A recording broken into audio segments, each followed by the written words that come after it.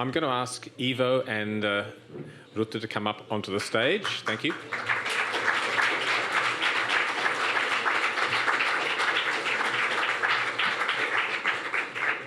And also Darya Zhuk. Please, Darya. And then also joining us via video is Craig Kennedy. Well, good evening. I'm Darya Stellans. I'm the founder of the New York Baltic Film Festival. I'm so glad you could join us again this year and this evening. And thank you, Ivo and Rita, for your film, and also our guests. I'm just going to introduce Darya Zhuk. Is born in Belarus. She's a filmmaker, and she now lives here in Brooklyn. And she made a film called Crystal Swan in 2018, which was Belarus's first international entry in the Oscars. And Craig Kennedy joined us from Boston.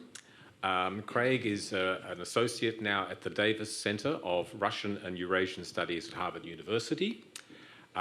He is involved in a lot of study of Russian and Asian history for many, many years. He also worked for about 20 years in the finance business, working in energy projects in Russia and the former Soviet republics.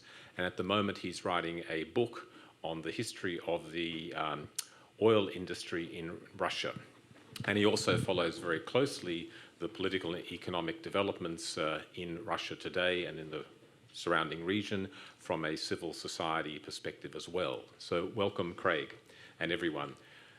This is a very interesting film I found from many perspectives, and Ivo and Rita, you think about this disease.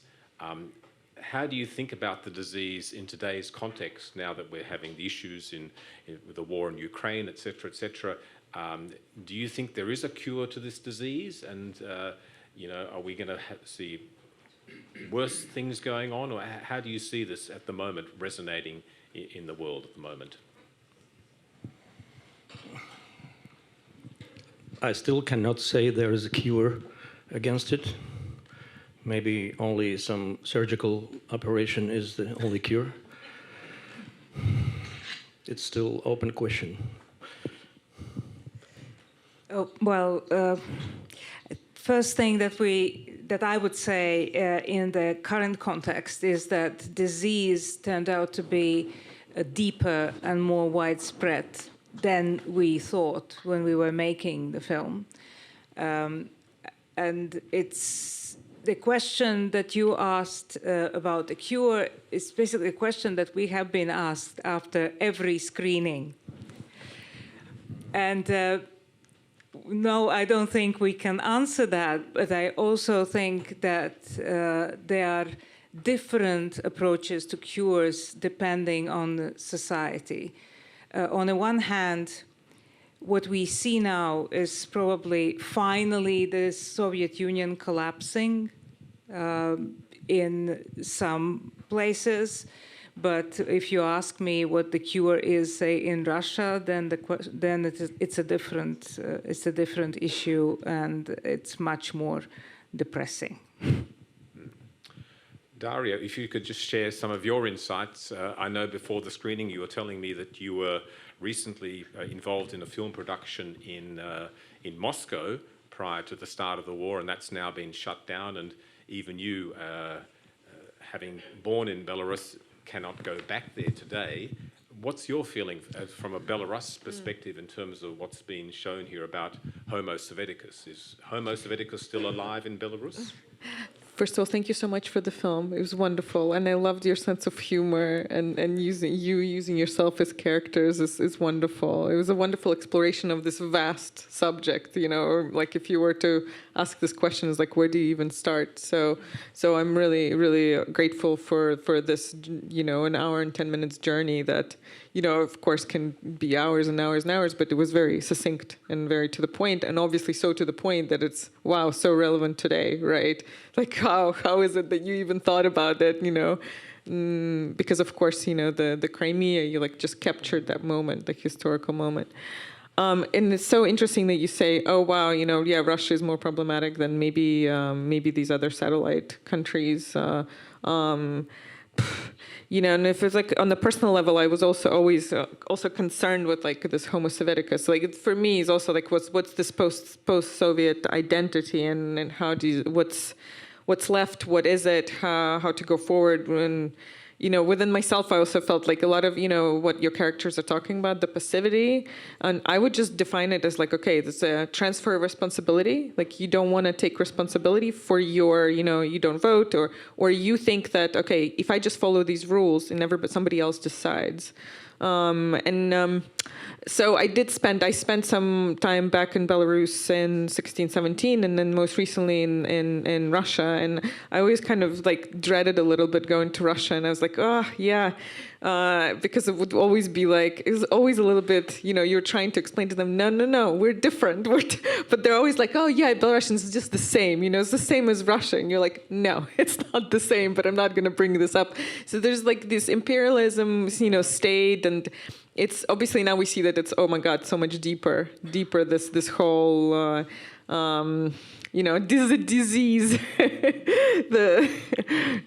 showing up. But it is interesting that you bring up, yes, I think it's a little better, like Georgia, Ukraine, Belarus. Obviously with Belarus, in the past 2 years, we've seen like amazing change, and I felt it emotionally on the personal level. Like, wow, in the election of 2020, it was like, wow, all the people that were born in Soviet Union did grow up. Like my mother, who's, you know, I don't know, she's turning 65. Wow, she was like, I'm gonna vote, and I want to choose my president, and I'm gonna fight for my choice, which to me was like, wow, you know, you can change, you could turn off this gene, the Homo Sovieticus gene, but it's taking a while, you know, and like, how do you win? It's gonna take a while. But it's hopeful. I think in the smaller countries, maybe societies, I just seen like, wow, it maybe could be unified more. Well, I don't think that the size matters that much, because look at Ukraine. Ukraine is now becoming the center or the embodiment of democratic values. It's a big country, but it's interesting what you mentioned about Belarus, because in Belarus people have shown that they have the agency. Right. Yes, it's the issue of agency. Mm-hmm. Issue of agency. In Russia, people are have lost any even speck of agency. Yeah, I don't matter. What I think doesn't matter, right? So maybe the antidote is the agency, is reclaiming that. But you have to find it. Yeah. Yeah, if you, for all your life, you've been told, you know, your opinion doesn't matter, you're not going to change anything. You as an individual, like, will you ever believe that you're possible of this? It's a very American idea, you know, that like we love to believe in America that, oh, wow, this is, you know, as an individual, you can make a change. Yes, everything is possible, but is it really so? Craig, from your perspective, what's the catalyst for change in countries like Russia, Kazakhstan, Uzbekistan, other places where you've traveled professionally? Are you hopeful? And what do these societies or countries need to do to get rid of this Homo Sovieticus thinking? Well, that was the question I was going to ask of Rita and Ivo. But first of all, let me also express my incredible admiration for this fantastic film. It couldn't be more timely. It's such an important question for especially the generation who is coming of age now and is going to have to deal with authoritarianism in the world the way my generation, when I was much younger, had to think about the Cold War. And you've given this such an intelligent and fascinating treatment as well. I'm so glad that you chose not to have it rooted in a specific time and in a specific country, but you showed the ability of this mentality to become ingrained across different societies and to survive the collapse of the Soviet Union as well, because it is ultimately something which clearly flourished within the Soviet environment, but there's a potential for it in any society because it is a very human type of response to repressive societies. or to repressive regimes, I should say. I wanted to ask you in particular about your fascinating interview with Lev Gudkov, who probably has thought about this issue as much as anyone. And you asked him at one point, how do we purge the Homo Sovieticus essence within ourselves? That's the question that you start off with at the outset. How can I purge this from my psyche?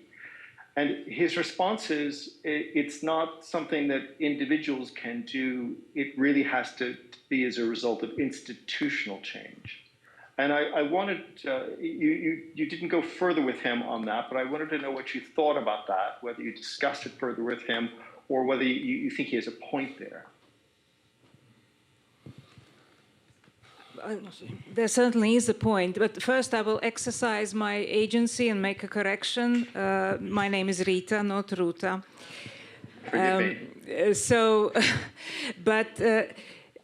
What was interesting is that two people gave different answers in the film. Boris Redschuster, the German journalist and Russia analyst, said it's an issue of an individual. And just like an alcoholic, you have to get up, look in the mirror and say, my name is Rita and I'm a Homo Sovieticus. And Lev Gudkov said that it's an issue of institutions. But institutions, to my mind, cannot change unless you have looked in the mirror and said, I'm a Homo Sovieticus. Because they consist of people. So, of course, there needs to be an institutional change, but it starts from the ground up rather than the other way around. I don't know if Ivo agrees. Now, this question takes me to the very first question about the cure. If we had cure and if we had certain definition of what Homo Sovieticus is, then there wouldn't be need for such film. What we wanted through this film to achieve is to provoke self-reflection in the audience. And I think that's the cure. And in Russia, in my opinion, this right to self-reflect is taken away. And it's a really, really strong mean how to control people.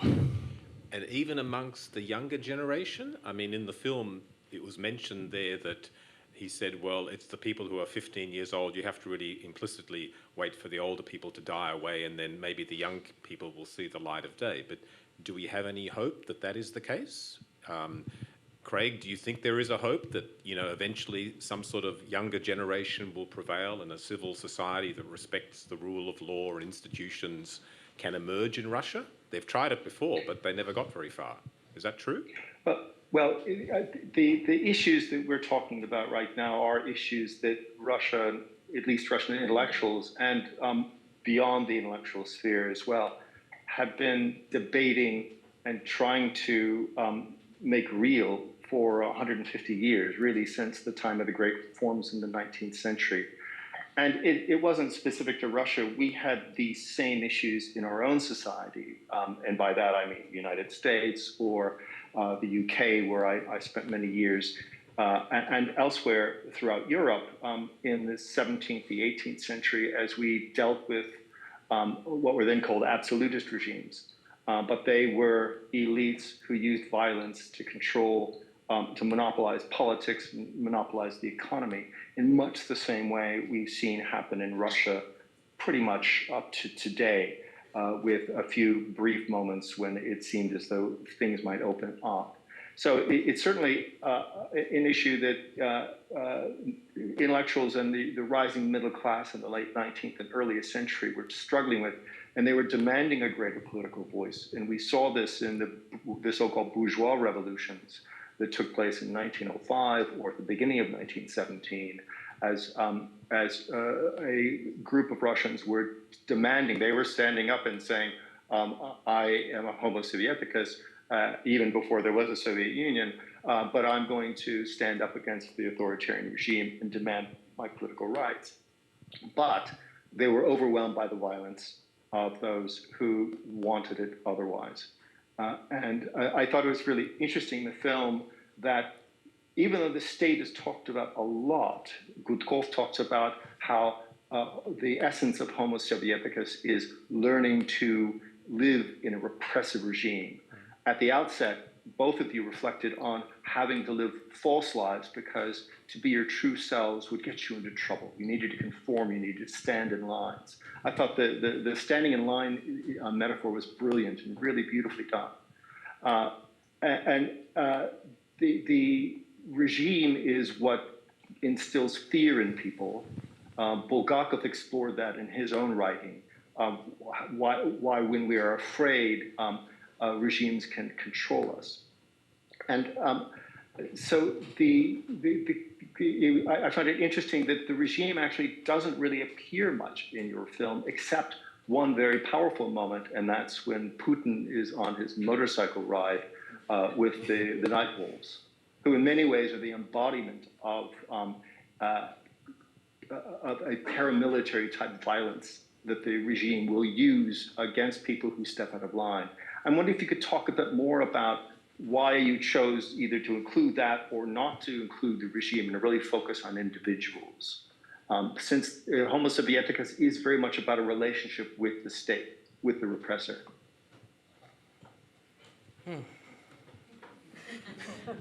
I'm sorry, that's a lot. Yeah, that's what I said already. I think it's the crucial thing is individual. Every society is based on individuals, and that's our target audience, everyone. Besides that, of course, if we made this film now, the film would be different, totally different, much louder, much stricter. And the situation is totally different, and we are different. Thoughts are totally different. I cannot even describe. It's too soft for me now. It's really too soft. And Darya, how do you feel living here in the United States, in Brooklyn, having been born in that sort of environment? And obviously you had parents, grandparents who were, grew up in that whole state and that sphere. Do you still fear that you're going to lapse back into some sort of thinking like this? I mean, how does someone your age think about this? I have to say I voted for the first time in 2020. That's how long it took me to cure myself. And because you could vote against Lukashenko, you could vote here. There was a polling station in New York with my Belarus passport. So I was amazed, and I realized, like, oh my God, I thought that I couldn't change things. I never even tried, until there was like a question, that was in my inner circle, like, why don't we vote? So it's fascinating, like to connect to your heritage. But to come back to this earlier discussion, I felt that what I took away, what resonated with me in the film, that to become Homo Sovieticus, you had to live in the country. So, for instance, your grandparents, I don't know if they, these are true revolutionaries to me. Like, I feel like you have to live in a repressive state to get that mindset, that it takes you a little bit, a while, like, without living inside it, you can't, like, it's not, you're not as sick, that you have more hope. Yes, well, the story about grandfathers is an interesting one because, of course, for them, they imagined, both of them, that Soviet life differently and hadn't experienced what it means to be Soviet when they were young and leftist and fighting for those ideals. And we only briefly touched upon in the film because we just just used the grandfathers to kind of enter the story, but they both were disillusioned in a way towards the end of their life.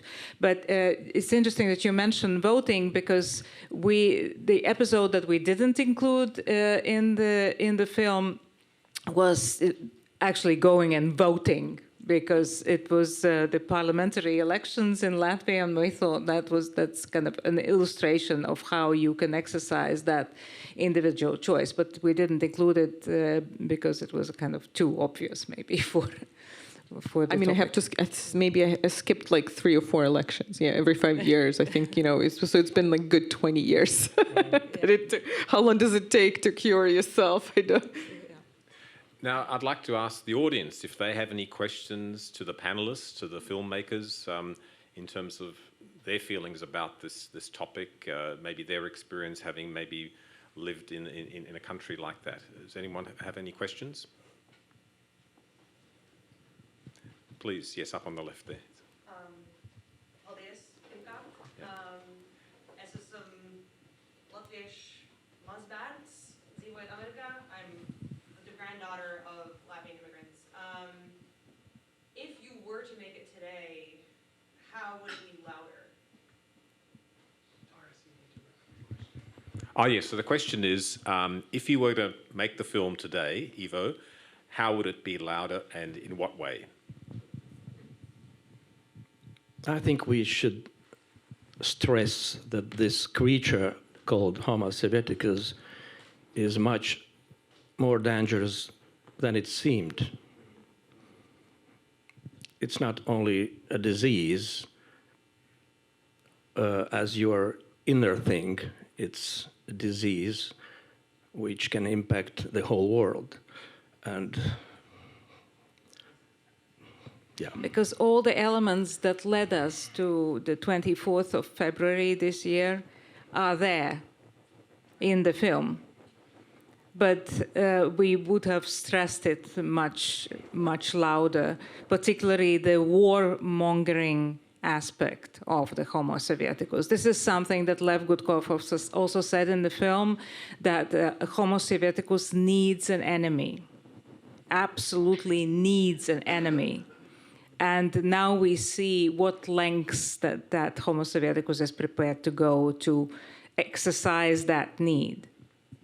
Well, I think it's interesting because Anne Applebaum, in a sense, touched upon that when she spoke about right-wing elements, even maybe referring indirectly or not directly to what's happening in the United States. And I guess we also have the parallels in terms of what happens in other authoritarian regimes, like in China, where President Xi has been reaffirmed for another 5 years.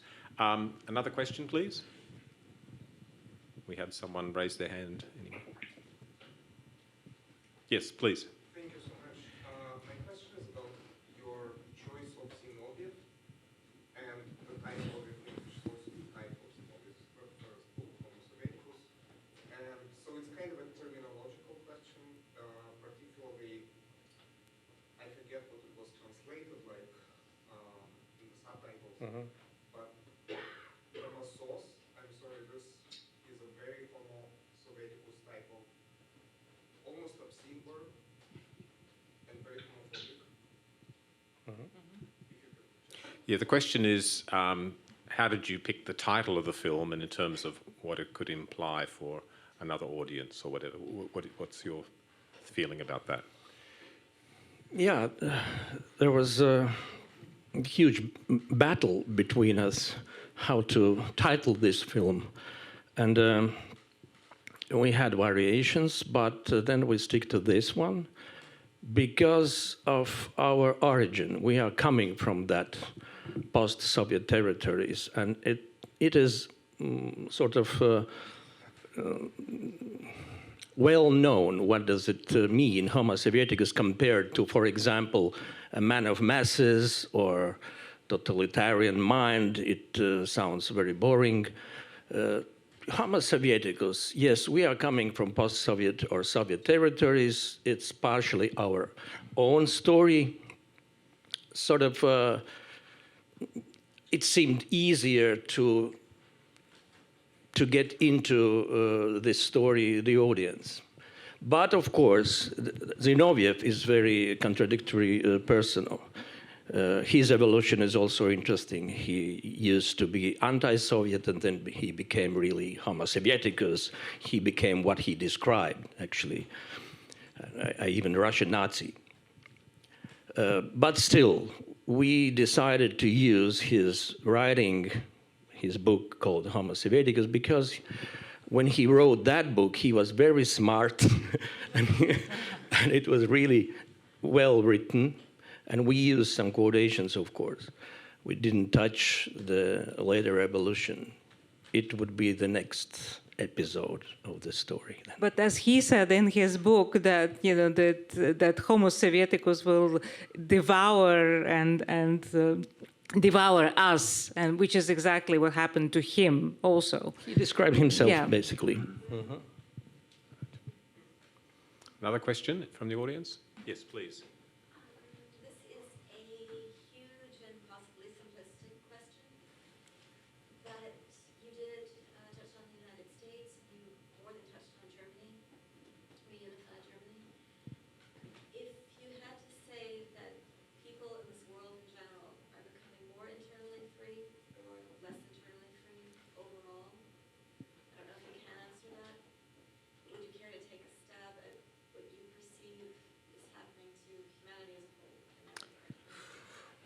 The question is, another simple question, are people becoming more or less internally free? And what does this really mean for humanity going forward?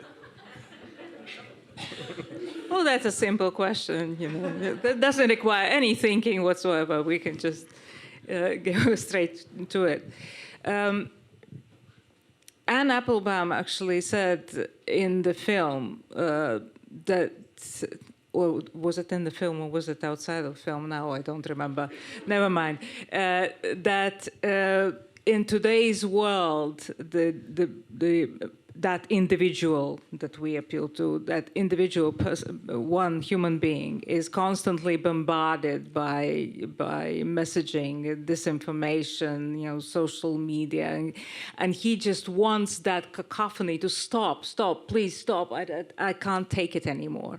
And that desire to have simple solutions to complex problems, I think we see that growing. Whether that necessarily leads to more of totalitarian thinking, that's another question, and maybe you need different kind of people on this panel to answer that. But that is something that we definitely see. And we saw that during COVID, and we saw that in the anti-vax movement. We see that in other contexts too, that desire for things just to be sorted out by someone else, by things to stop, just all this noise, and I want simple answers and simpler world. That we certainly see, in my opinion. Yeah, in my opinion, if we are living in a historical swing between liberal and conservative, then I think we are swinging towards more conservative world. I don't say that it will be really totalitarian or authoritarian, but some kind of conservatism. This is what majority of people in so-called Western world wants. And yet you see an election in Brazil, and yet you see a totally unexpected movement in Iran. So I feel like, well, if last year if it was conservative, I think like this pendulum, of course, swings. And there's definitely a generational divide. And if I were to just even speak anecdotally about, what it was like in Russia, I did feel that generational divide. It was like almost like it felt like, wow, 5 more years. If there was like this new generation that grew up after Soviet Union, if they were, a little bit older to take over government positions, generations, I don't think this Homo Sovieticus, the head of this human creature would surface as loudly. It's like it felt so close, and I would meet these young people that I want to be like you. I want to work with you. Like, what do you have to say? So I was absolutely fascinated. I saw a lot of, as a director, I saw a lot of actors that came in, met some young producers. They were really, really impressive young people who were well-traveled, well-educated, with different, not just Eastern Europe and that system of education. So to me, I was like, to the last moment, I felt that, the 24th of February is not going to happen, this wave of this new generation. But, there's the birth rates are low. So they've been low for a while. So the generational divide does exist. And I do hope that, as we have more hope. And Craig, if you look at your experience in Russia, for instance, if Putin was no longer in power tomorrow, do you think the Russian society would suddenly embrace someone else? Or is the disease still there so powerful that it would just continue to snowball on its current trajectory? Well, hard to say. I lived between London and Moscow for about 25 years. And over that time, like Darya, I met many absolutely remarkable and very un-Homo Sovieticics, Soviet-like young Russians. Many of them, unfortunately, have, or maybe fortunately, have left Russia now because they found it intolerable to remain. And they certainly have the skill set, they have the value system, they have what it would take to go back and run a more liberal society. The problem is it's unclear that they would be able to actually manage to come to power in some type of post-Putin free-for-all. I fear it would be a violent process because there are too many people now positioning themselves with their small private armies to try and seize power if Putin wobbles and falls. And so it's going to be a while before an opportunity comes forward. But I do feel, again, going back to our own history, what has always made a difference, and I think it's the sort of thing that helps us get up in the morning and look in the mirror and face ourselves, is if we have a degree of independence from the state. We are, as Anna Coppola said so brilliantly during your film, in the 90s, you could build your own world. You weren't looking over your shoulder all the time to see if somebody was going to come and take what you were building. And I saw that. I lived in Moscow for all of the 90s and was back to Moscow frequently after that. And the thing that I saw that was so heartbreaking was that people who experienced that freedom, they were building their own businesses, they were building their own art studios, whatever it may be. Once the strongmen came back into power, the siloviki came to power, everybody felt as though they had to look over their shoulders and they had to pay their tribute and had to effectively hand over control to anything that was of a special value that they were creating. And many of them found it so intolerable they just left the country. Or they did what Anna did, and again, you so brilliantly captured it. They end up living this dual life where they try to avoid having contact with Russian state institutions, the post office, or pay the utility bills, and retreat to their private lives. But having to live that type of duality is a classic psychological setup for clinical depression. And that's exactly what she expressed. She said, this is just depressing to live with. So, Doris, I don't know. I think we certainly have far more people today who have a value system, they have skills, and they have the ability to run large institutions following a set of rules and standards than we had 30 years ago. And when we look at history, it takes people like that to be able to bring about liberal reform. It doesn't happen day one after the collapse of a repressive regime like the Soviet Union. But I'm pessimistic some days, I'm optimistic when I think about the people I've met some days. I did want to ask a question, though, to Rita and Ivo about their decision to use the Besmертный полк demonstrations as sort of a leitmotif. And if you could talk a bit more about what those are, and because maybe not everyone's familiar with them, and why you chose those to be a krasная nitka, a red thread that wove throughout the narrative of the film. Mm-hmm.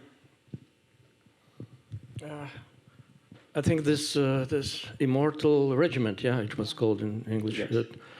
It's a good evidence of Moscow's hand in Latvia. We had those immortal regiments also there, and I very much hope it's finished now, because Russia has no resources to fund, to pay the money and so on. And it was really very aggressive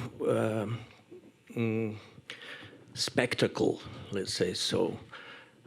They really wanted us to scare that we will be back, we are the winners, we are victors, and we will be victors forever. It doesn't matter what anybody else say. And this victors thing is actually, it has played trick with themselves. They feel they are victors. At the same time, they became those whom they defeated. Actually, they are Nazis now.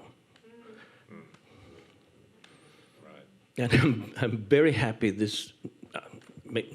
I cannot say for 100% that it will never take place in Riga any longer, but I really hope that. And I think it's really like it's nice picture. Yeah. And for film, it's important. Yeah, it works. It works nicely cinematographically, but also an important element in this is that it had been one of the key vehicles for building identity. The identity of this resurgent Homo Sovieticus that relies on the strong hand of the government and also needs that enemy. So there is this word in Russian that is used to describe this sort of movement, победобесие, which is this need to celebrate victory, but in a very aggressive form. And for those who investigate this information, they also highlight the fact that when you are building identity, it's very important to also have this visual signs of belonging. So the stripy ribbons is that visual sign. And when Ivo and I were walking in Daugavpils at that Immortal Regiment march, we were the only people without the ribbons, and everybody around us had the ribbon, and they noticed that we didn't have that, and so we were identified as the other. Yeah, that was awful experience. Very awful experience. A bit like being the BBC guy at the beginning. Yeah, that's right. Yeah. One more question, a few more questions? Clarifying question about that. So the orange and black stripes existed before the Z we know today? Oh, yes, of course. Yes. They existed. They were used in this Immortal Regiment, and they appeared not so long ago. It was inspired by Russia and then imported to all the places where these sorts of marches were supported. Yes, it was before Z. Before Z, they got co-opted now by, but like 9th of May, the Victory Day, that they started wearing them. Everybody started wearing them. Veterans. It was just even the general, not just even the yeah, but it wasn't like they started. It was a decision, and they were groomed into doing that. The same with the portraits of the supposed grandfathers that people carry around. Also, what we witnessed in Daugavpils, that these portraits, supposedly the idea is that you march in that victory parade carrying the picture of your grandfather, but those pictures had been printed beforehand. This and will be your grandfather. Yeah, Sort of, yeah. given to people, this will be your grandfather. In addition to that, whoever was given that order to print them obviously had no idea what the Soviet uniform looked like. So we found among those supposed grandfathers, some grandfathers who were wearing the pre-war Latvian, independent Latvian uniform, the pre-war Polish uniform. So, and they were the grandfathers that were thanked for the victory. So it was orchestrated. It had funding. It was deliberate. It's almost like it's interesting that you didn't go and include that in the film. You know, what are these that you stayed so focused. You know, it was very tempting because we had a shot of a woman in Daugavpils with this loudspeaker saying, "If you haven't had your grandfather yet, there are still some grandfathers left." Unclaimed grandfathers, please come forward. Take two, take three. Yeah. And one more question here in the front. I have a question about filmmaking. I found it very powerful. The Latvian who was serving in eastern Ukraine that you interviewed on the railroad tracks, how did you find him? Was it difficult to get him on camera? And were there many like him? I have to admit, I was not there. That was made by our cameraman colleague cameraman who was there, and he told us that he interviewed such guy, and I immediately requested this material I have to get as soon as possible. Then I got it. Questions were asked without my participation, unfortunately, but still, I think it's good. It's really weird person. I don't know what's happening to him now, unfortunately. But it's certainly not a mass movement, and to our knowledge, he maybe is the only, maybe two Latvian guys who are in Donetsk. Certainly, many more Latvians are now fighting in Ukraine for the Ukrainian forces.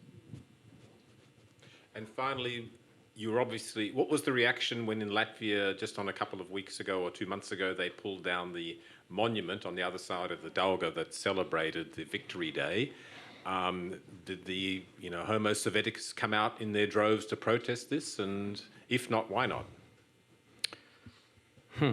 Yeah. Surprisingly quiet, I must say.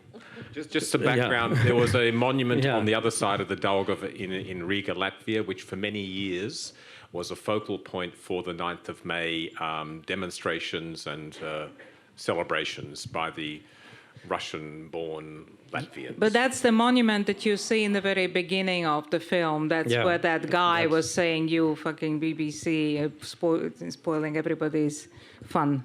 But we actually discussed it yesterday, and we came to a conclusion that why they were so quiet, because as HOMO SOVIETICUS, they really respect rulers.